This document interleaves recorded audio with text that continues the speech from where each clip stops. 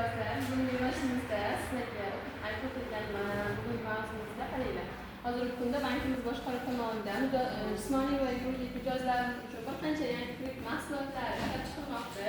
Shu kredit mahsulotlaridan bittasini aytganimizda moliyaviy ko'mak kredit mahsulotimiz bo'lib, shu kredit haqidagi ma'lumotlar shu kredit mahsulotimiz 36 oy bo'ladigan 6 oy imtiyozli davr bilan 100 million so'mgacha ajratiladi.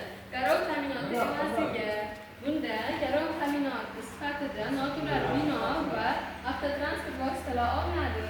Avtotransport vositasi olinganda avtotransport vositasini ishlab chiqarilgan muddati yili 5 yildan oshmagan bo'lishi kerak.